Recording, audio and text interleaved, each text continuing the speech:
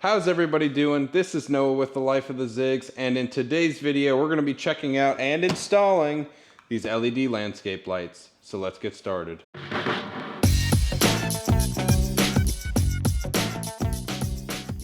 When it comes to landscape lighting, you have a lot of different options, between lights that stick in the ground that are pathway lights such as these, to accent lights, to lights that shine up on your house, to LED strips. There's a ton of different options for landscape lighting. However, in today's video, we're only going to be checking out pathway lights. Hopefully later on, I'll be installing some other landscape lighting, so stay tuned for that. But right now, we're just going to work on pathway lights and pathway lights only. When it comes to LED lighting, I looked on Amazon and other places, and for the best price and the best quality, I thought Leon Light right here was the best product to use. I researched on Amazon and they had great reviews and people recommended them, so I like that. The price for a 12 pack was $150, which you really can't beat that compared to other pricing of landscape lighting. These pathway lights are also unique. They're 5-watt low voltage LED path lights, where most of them are only 3 watts.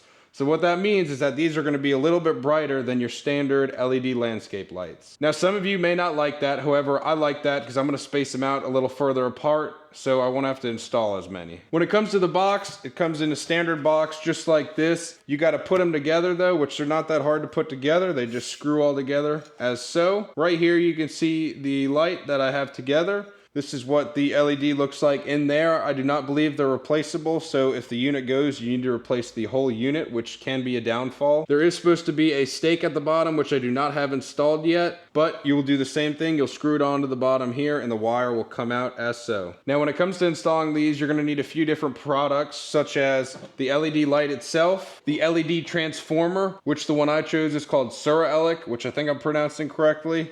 This is a 2-zone controller and is a smart controller, so I can hook it to Wi-Fi and control it by Alexa or any device such as that. This also has a 12-volt hookup and a 15-volt hookup, which, explaining the difference real quickly, is that if you have a long run and a lot of LED lights on one, you want to use the 15-volt, and if you have a short run and not as many LED lights on one, you want to use the 12-volt.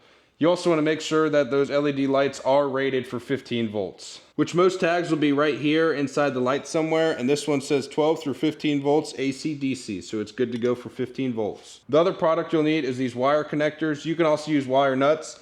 However, they make these wire connectors that come apart very nicely and come back together easily, and it allows you not to have to cut any wires to install your lights. Now last but certainly not least, and probably the most expensive part of this project, is having actual wire for these lights. I have a big roll of it outside right now because I started this project a little bit ago.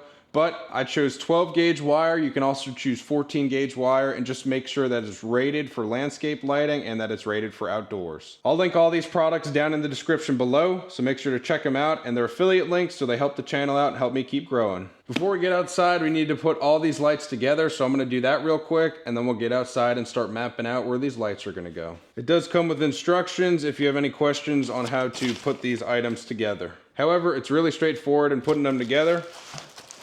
You have the head, which has the wire on it.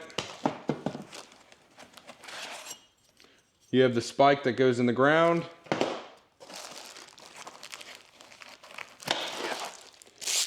And you have the tube. I do want to say, pertaining to these lights and these lights only, I selected matte black. However, it's more of a brownish bronze finish. They do fade over time to a little darker color from what I understand. But that's any light. Any light's gonna fade with that sun beating down on it 24/7. They give you a nice long piece of wire to fish through everything. It doesn't matter which side you fish through, both sides have threads on it. You can rip the tag off if you want, slide it through. Comes through just like that.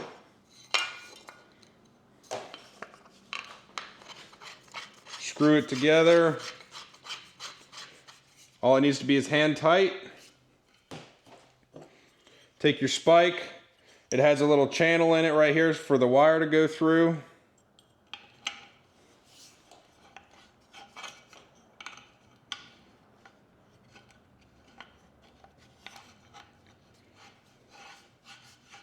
And screw that side on.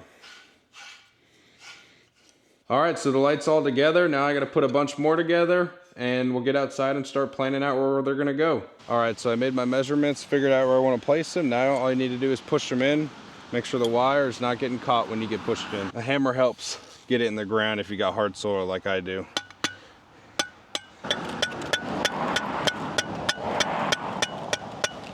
So I just accidentally broke it by using a regular hammer, so use a rubber mallet. This one is actually the easiest so far. When pushing in like this, you want to be really careful not to push too hard because you could snap that head. Now right here, just to signify that this is the gravel, I'm gonna face the light towards the gravel that way. All right, I'm gonna keep continuing down the driveway.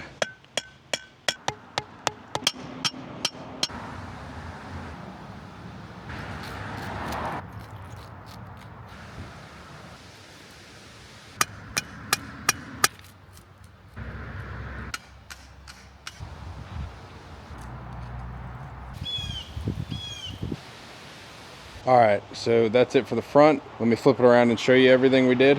We got it coming down the walkway here and going all the way down the driveway on both sides. I'm gonna go do the backyard and then we'll hook it up.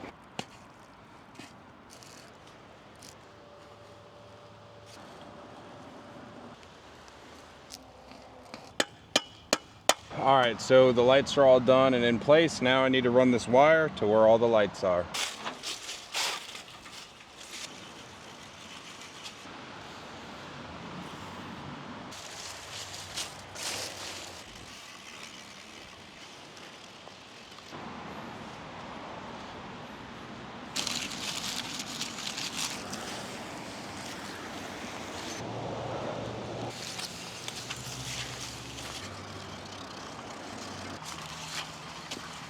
All right, so when it comes to hooking up the lights, it's really straightforward. You have two wires. On one side of the wire is a rib side, as I like to call it. So when you rub it, it's gritty. And the other side is smooth. The rib side is your common or your neutral, and the smooth side is your hot. Then you have the wire we just ran right here, which has the same thing, a rib side and a smooth side. So then you're gonna take a knife and cut in the middle of the wire, not actually cutting the wire, but slicing it apart right here. So you have a nice opening like this. Then you're gonna take your connectors, which unscrew apart. So it unscrews like this, set that piece to the side, and you're gonna unscrew this one, which is gonna have a U shape. Take that U shape, and you're gonna slide it over your wire like that. So once that's slid over, you're gonna take your connector, which has a needle in it, and it's gonna poke that wire once you screw it down. It's nice and tight now. Take this wire, making sure we have the right side, so I'm working on the rib side. I'm gonna take the rib side wire here. I'm gonna slide this fitting over it. And then all it does is you stick that wire down in the hole like that.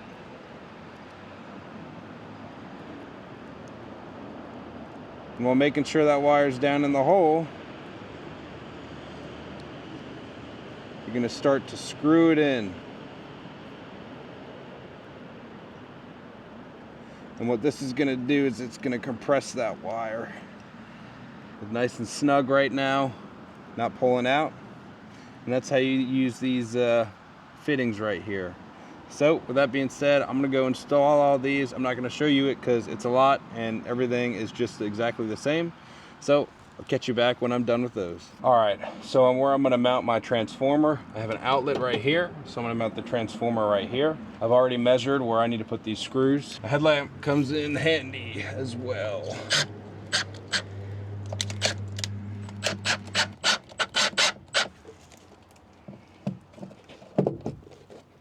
All right.